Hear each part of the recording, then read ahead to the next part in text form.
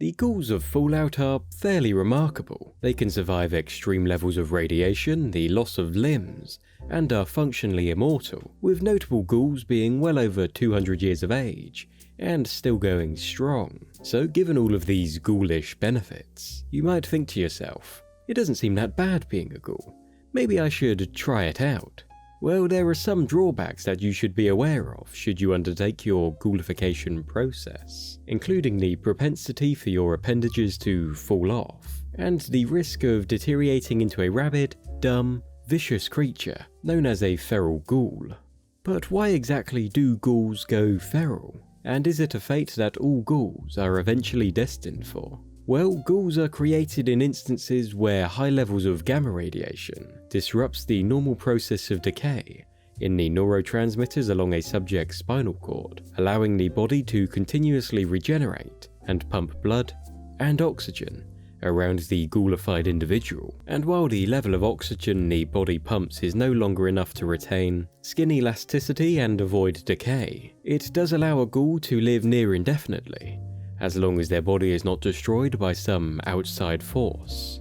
Yet despite the impressive regenerative powers of a ghoul, their brains aren't affected by their body's regenerative process, meaning that over time, their brains do begin to degrade, starting with the loss of higher brain functions followed by increased aggression and appetite. The ghoul will eventually lose all capacity for intelligent thought and is finally deemed feral.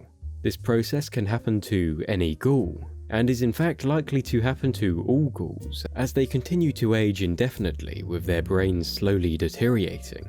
There are, however, certain conditions that can help influence a ghoul to go feral, one of these being an isolated, solitary lifestyle away from other intelligent beings, and the other being exposure to a particularly intense amount of radiation, or a rather traumatic event that caused the individual's radiation exposure, something that can also turn regular humans into feral ghouls, while skipping the sentient ghoul stage, as best seen with the NCR troops of Camp Searchlight, where the soldiers were exposed to an intense amount of radiation thanks to the actions of Caesar's Legion troops. And the trauma of this rapid transformation into ghouls proved too much for most of the troops, causing mental breakdowns and rapid deterioration of higher thought processes for the troops involved. Would you willingly turn yourself into a ghoul if you found yourself in Fallout? Let me know in the comments and make sure to subscribe to Lore Tours to join us again soon. Thanks for watching, catch you next time.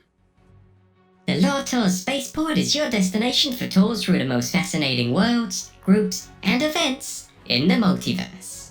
From sci-fi to fantasy, we have it all, so make sure to subscribe and book your next trip with us.